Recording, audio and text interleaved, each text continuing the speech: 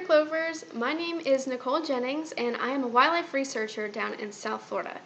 And today I'm going to talk to you guys a little bit about why snakes make good pets. So to get started, I wanted to give you guys a brief background on what snakes are exactly. I know a lot of you probably already know this, but it makes me excited to share this information. So snakes are reptiles, as most of you, again, probably know, but this means that they are cold-blooded animals, and that means that they can't regulate their own body temperature. So whatever the temperature of the air is around reptiles is the temperature of their body. So reptiles consist of lizards, turtles, crocodiles, and snakes. But today I want to specifically talk about snakes, right? And within the group of snakes, I have with me today two different species. And so we're going to focus specifically on those two species because if I talked about all sorts of snakes, we would be here all day. So the first species that I'm going to talk about is the western hognose snake, and I have one with me here today. This is Calypso. She is about 3 years old. And hognose snakes, especially western hognose snakes, are from northern Mexico, and they range all the way up through the United States to southern Canada, right? So they are native to the United States, which is really cool because if you guys were to travel to Arizona or Texas or wherever you see here on their range map, you would be able to find one of these hognose snakes. Now, some facts about western hognose snakes is they can grow from 1 to 2.5 feet, so really they don't get too big. They live about 15 years in captivity. That's quite a long time. And they are diurnal. You guys may have heard of nocturnal before, but diurnal means that they come out during the day and they sleep at night, just like we do. They come in a wide variety of colors and patterns. Calypso here is, she's kind of gray with like darker spots, and this isn't necessarily what you would see in a hognose in the wild. They're typically tan and brown, right? But in the pet trade, they have come up with all sorts of different colors and morphs and patterns, and they can be really, really beautiful and unique. And we'll go through that a little bit later. But in the wild, they love to live in sandy areas. They actually bury themselves in the sand with their pointed noses. And that's actually where they get their name, hognose. You can see their little shovel-pointed nose here. It helps them bury in the sand. They also like to eat small rodents, amphibians like toads, and lizards. They are actually slightly venomous, and that takes a lot of people by surprise. I never recommend holding a venomous snake, but she is not like what you would think of when you think of a venomous snake, right? She is only very slightly venomous.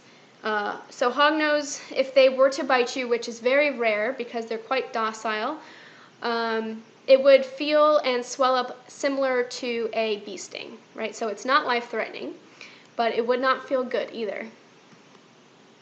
Some more facts about western hognose is when they feel threatened by a predator, they can flatten out almost like a cobra. You can see that on the left-hand side photo. And if they feel super threatened, they will actually roll over onto their backs and start writhing around and play dead. And they'll even stick their tongue out. They're super good actors, very dramatic.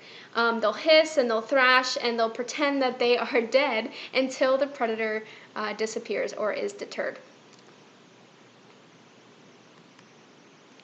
So here is just some photos of western hognose varieties. Like I said, they come in all sorts of colors and patterns. They're really unique and can be very, very different and beautiful. The one on the very left, the brown one, that's typically what you would see in the wild. But the other three are just like unique variations that have occurred through breeding of different snakes in the pet trade. So now that we are done with talking about hognose snakes, we're going to say goodbye to our beautiful Calypso girl, and we're going to put her away, and we're going to bring out our ball python. And our ball python today, his name is Zubiri. He's about 6 years old, and as you can tell, much bigger than Calypso was, right? But we're going to talk a little bit more about these guys now. So ball pythons are actually from Africa. They are not from the United States or Canada or Mexico.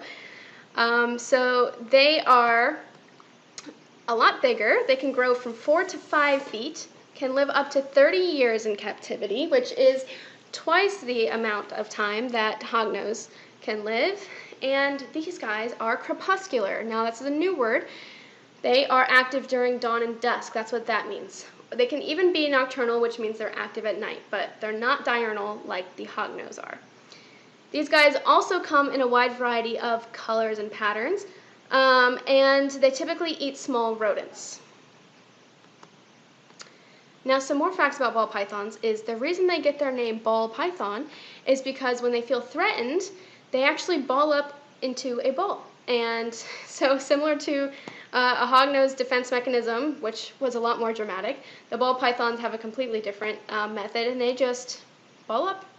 And that's where they get their name. Now, Zubiri is not doing that right now because he feels a little bit more comfortable with me since I've had him for so many years. But here's a few examples of that.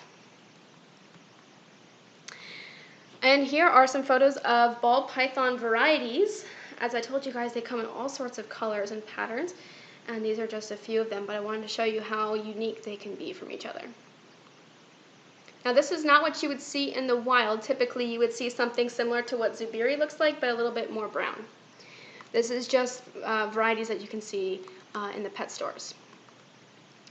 Now basic needs for all animals is food, water, shelter, and space, right? So that is something that you need to consider also for a snake if you choose to get them as a pet. They typically eat rodents, and they need to have water and some sort of a hide. Like for example, on the bottom left you'll see a rock hide and a ball python hiding inside of it. They do like to hide during the day when they're sleeping, or at night if it's a hognose. And they also need space. So for hognose you need a smaller aquarium, of course, because they don't get as big, but something around the size of 20 gallons. And for a ball python, an adult, we needs like upward of 70 to 80 gallon tank because they can get so big. So just the last few points here is remember that these guys do live a long time. And so depending on whatever snake you want, whether it be a ball python or a hognose or some other species, just make sure you do thorough research of that species, see how long they live, the care that they need, and the kind of responsibility that you should be expecting if you were to get that specific species, because every snake is different. And do remember that they do need to be fed weekly. I know that that may not seem like very often, but after many, many years of feeding them every week, the cost does add up. And remember that they have to have regulated temperatures because they cannot regulate their own body temperature. So if it's really cold outside, they should be brought inside. And just make sure that you're keeping an eye on the temperatures that they need and what they're used to in the wild and what you should be replicating as an owner in captivity. And above all, please, please, please never release your pet snake into the wild because it will mess up the natural food chain of the area that you're living in, and it's just not good for the individual snake either because they're not used to living in the wild, and it has all sorts of dangers and potential risks for native animals that live in your neighborhood as well. So overall, thank you guys so much for listening to me. I hope you learned something and that this was fun for you. If you have any questions, maybe just ask Miss Casey, and she can email me, and I can reply back, and hopefully I'll be able to answer some of your questions. Thank you guys.